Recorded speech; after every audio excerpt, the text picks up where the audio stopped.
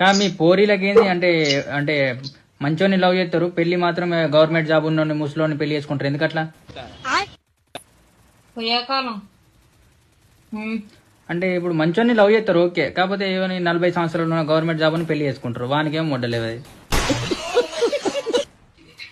నవ్వదు అట్లనే అడ్జస్ట్ అవుతారు. పైసలు వస్తాయి కదా, పైసలు పైసలు ఉంటే జిందగీ నడుస్తుంది.